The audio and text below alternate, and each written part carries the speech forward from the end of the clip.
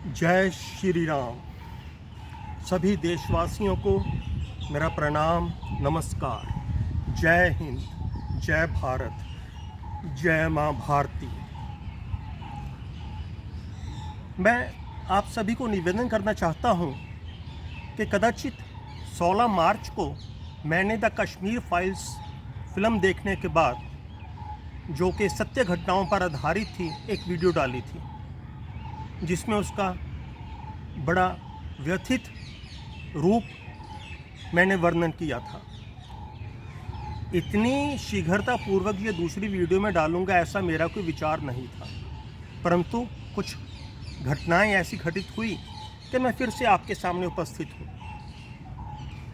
मित्र व बंधुओं, भाइयों, बहनों, बात यह है कि पंजाबी में कहावत है, अपनी मातृभाषा में पंजाबी में या अपनी माँ बोली पंजाबी बोलना एक अखौत है कि जरा बने बुद्धि नहीं चंगी दिती गल तां चंगी कर लो, बुद्धि नहीं चंगी दिती मूँह नहीं चंगा दिता गल तां चज दी कर ले। अर्थात एक पुरानी कहावत है कि यदि भगवान ने आपको शक्ल सूरत अच्छी नहीं दी, कम से कम बात तो अच्छी कर लो।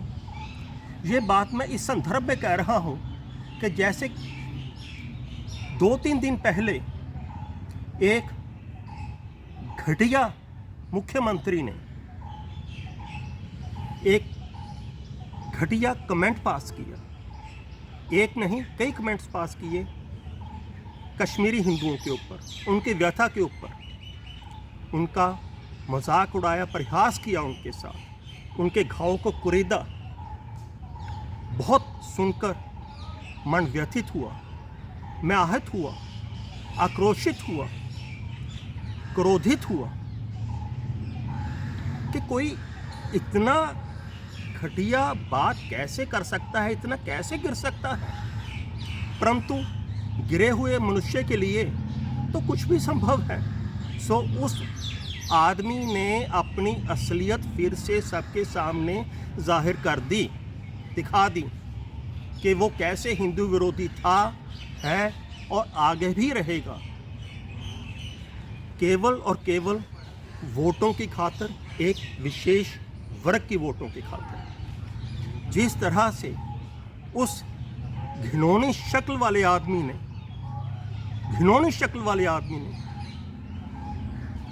कुंठित विचारों वाले आदमी ने कुत्सित तरीके से विभत्स मुस्कुराहट के साथ, हंसी के साथ, जैसे खर हो और उसके पीछे बैठी हुई ताड़का और दूषण बैठे हों, उन्होंने कश्मीरी हिंदुओं का परिहास किया, उनके घाव पे नमक उड़ेला। वो सच में सभी भारतीयों को, सच्चे सनातन धर्मियों को, देशभक्तों को बहुत ही कष्ट पहुंचाने वाला था। मेरे हृदय को पहुंचा है, आपके हृदय को भी पहुंचा होगा यदि आपका अपने देशवासियों से, जिन्होंने उन अत्याचारों को सहा है, बलात्कारों को सहा है, उनके प्रति सहानुभूति है, आपने उनका दुख बांटा है, या कभी उन्हें के घावों पे मरहम लगाने की प्रयास किया है। मैं उस आदमी से सिर्फ एक बात कहनी चाहता हूँ कि भाई, तूने ये जो बात कही है, वो बात कहने से पहले केवल एक बार कल्पना कर ले कि जिस हमारी उस बहन के साथ बलात्कार हुआ, उसके स्थान पर तेरी बेटी होती, बहन होती, या पत्नी होती, या माँ होती, जिसको आरे से काटा गया, उसकी भी जगह तेरी माँ होती, बहन होती, बेटी होती, तो क्या इसी विशैली मुस्कुराहट के साथ तू ये बातें सरेआम अपनी विधानसभा में कह सकता था? नहीं, तेरे होश फाख्ता हो जाते, बदहवास हो जाता तो। परंतु तुझे तो वोटों की पड़ी है, विशेष वर्ग की वोटों की। तुझे इंसानियत से क्या लेना देना? अरे कुछ तो शर्म करो, कुछ तो शर्म करो। कहाँ तक गिरोगे?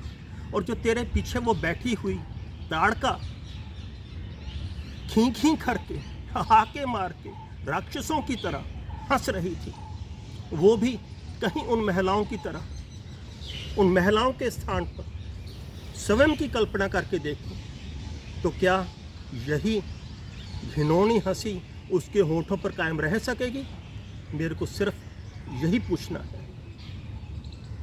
जो पुरुष वहां मारे गए हैं, उन पुरुषों के स्थान पर तो कल्पना कर, तेरा बाप था, तेरा भाई था, तेरा बेटा था, या तू स्वयं था। फिर देख तेरी यहाँ ये हंसी कैसे गायब होती है। अरे शर्म करो निर्लज्ज, शर्म कर। ये पिशाचों की तरह, नर के रूप में पिशाच, ये पिशाचों की तरह ठहाके लाने, किसी को खुश करने के लिए कि उनके वोट मिल जाएंगे।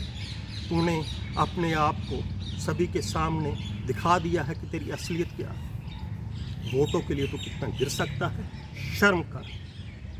और मैं फिर से कहता हूँ, ये सभी सच्चे सनातन धर्मियों का, विशेषकर हमारे कश्मीरी हिंदू भाइयों का, बहनों का, ये ऐसा श्राप तेरे को लगेगा, तेरी पीढ़ियाँ नष्ट हो जाएंगी। ऐसा ही एक श्राप एक बार करपात्री जी महाराज ने दंभ में, अहंकार में अंधी हुई गो भक्तों पर गोलियां चलाने वाली एक प्रधानमंत्री को दिया था। आज उनका वंश कहाँ है, उनका राजनीतिक करियर कहाँ है, इस सब के सामने है।